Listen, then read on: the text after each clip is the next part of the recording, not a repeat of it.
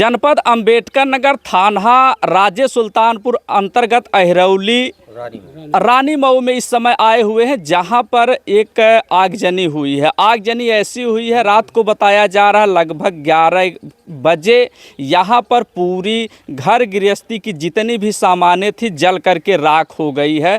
शाम को लगभग 11 बजे ये आगजनी होती है। उसके बाद यहाँ पे ग्रामीणों के द्वारा, फायर ब्रिगेड के द्वारा, यहाँ के राज्य सुल्तानपुर प्रशासन के द्वारा आगजनी को काबू में किया जाता है। सुबह लगभग 5 बजे काबू में करके, लेकिन जब तक काबू किया जाता है घर की जितनी भी सामानें थी, आप वीडियो में देख रहे हैं, वह सब जल करके राख हो गई। जो वीडियो में दिखाया जा रहा है कि ये बहुत अत्यंत गरीब परिवार है, और गरीब इतना तक परिवार है कि इस में मिट्टी के घर में रह रहा है। मिट्टी के घर में रहते रहते देखिए आगजनी इतना बेकाबू हो जाती है। प्रशासन के द्वारा उसको बुझाया जाता है, लेकिन परिजन जो कह रहे हैं, चलिए उनसे आखिर आगजनी कैसे हुई और कुछ मदद अभी तक हुई कि नहीं हुई है, चलिए पूरा प्रकरण को जान लेते। क्या नाम है सर आपका? डब्लू सिंह। डब्लू जी, जैसा देख रहे हैं कि राकेश शर्मा जी के यहाँ जो आगजनी हुई है, कैसे क्या हुआ था? रात में सोते समय जो है 11 बज रहा था जी। इनके घर में आग लग गई किसी कारणवश, कारण नहीं पता है, लेकिन इनका गृहस्थी जो है जल के राख हो गया। न रहने के लिए मकान है, न खाने के लिए अन्न, जो भी कपड़ा लत्ता, जो भी सामान मकान में कुछ बचा नहीं है। और ये बहुत ही गरीब परिवार है, और अभी तक प्रशासन के द्वारा कोई मदद नहीं हुआ इन परिवार वालों का, और इन लोगों का रो रो के बुरा हाल है। जी जी।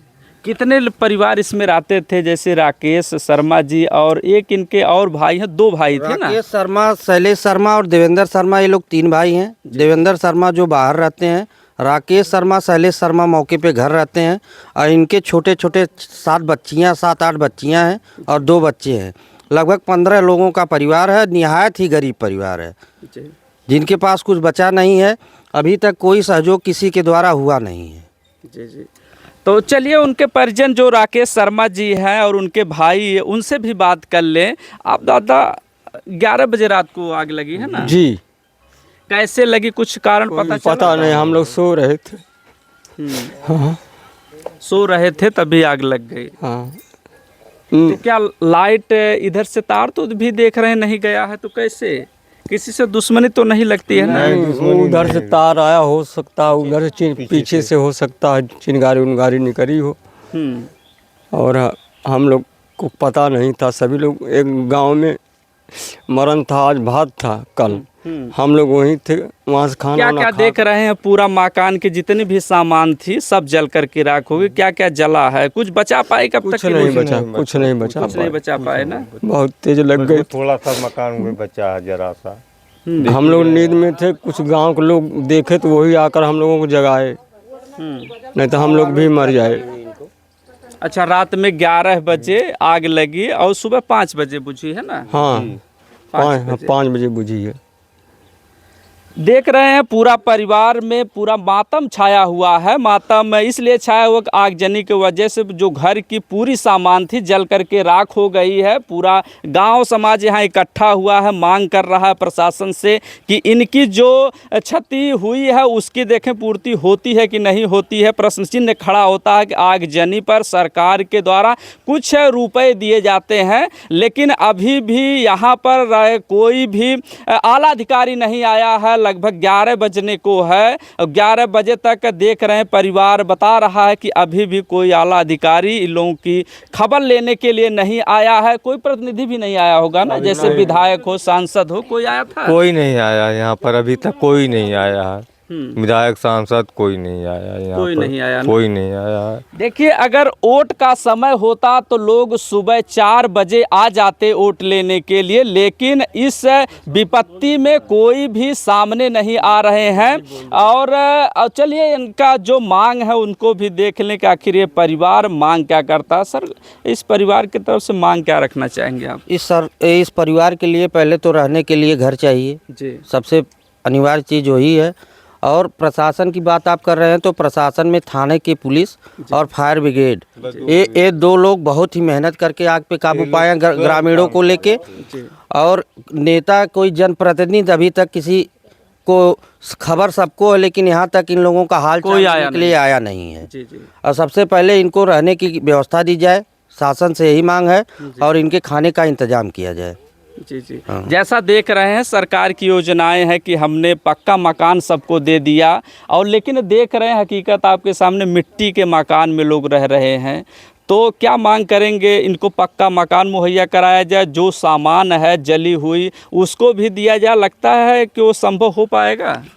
अगर शासन के मंशा के अनुरूप काम होगा तो संभव है कि इनकी मदद हो जाएगी। जी और इनको अगर पक्का मकान मुहैया तत्काल में 1-2 कमरा अगर हो जाता और इनके रहने की व्यवस्था हो जाती, जी तो शासन से हम लोगों के ग्रामीणों की यही मांग रहेगी कि पहले इनके रहने या खाने की व्यवस्था की जाए।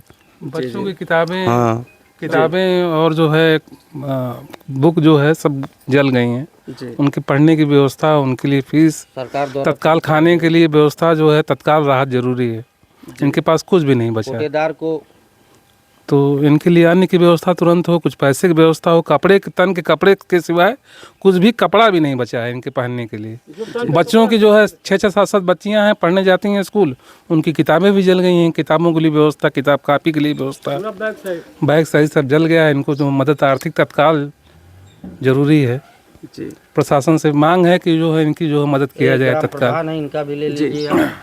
ग्राम प्रधान जी है, उनसे भी पूछ लें कि आखिर इनके द्वारा कुछ मदद की गई इस शर्मा जी के परिवार को? सर अभी तक तो किसी ने यहाँ पर नहीं आया है। मतलब थाना और ब्रिगेड फायर आया था। 11 बजे जहांगीरगंज आग लगी थी, फायर ब्रिगेड जो है वहाँ से चली गई अस्सी, तो वहाँ से फिर जो है लोकेशन भेजा गया, तब आई 2 घंटे, तब तक जो है घर जो जलकर राख हो गया था। पूरे गांव वालों ने पूरी मदद की है और शासन भी किया है। सर आप ग्राम प्रधान हैं यहाँ के, लेकिन देखें तो इस समय पूरी सामान जलकर राख हो गई। खाने के लिए कुछ व्यवस्था आपके द्वारा करवाई गई कि नहीं सर? अभी तक तो नहीं की गई है, करते हैं अभी। बन रहा है बगल में खाना, अभी खाएंगे। जी जैसा देखें तो इस परिवार को पहले भोजन की व्यवस्था कराई जाए, उसके बाद इनके रहने की व्यवस्था रहने की व्यवस्था कराई जाए, उसके बाद जो भोजन बन रहा है भोजन अभी लोग करेंगे। जी जी हाँ, और क्या मांग करना चाहेंगे सर आप? हम लोग जितने हम ग्राम प्रधान और ग्रामवासियों से जितना मदद हो पाएगा हम लोग करेंगे। जी जी और हम लोग चाह रहे हैं कि प्रशासन से पूरी तरह इनकी मदद की जाए जहाँ तक हो जाए।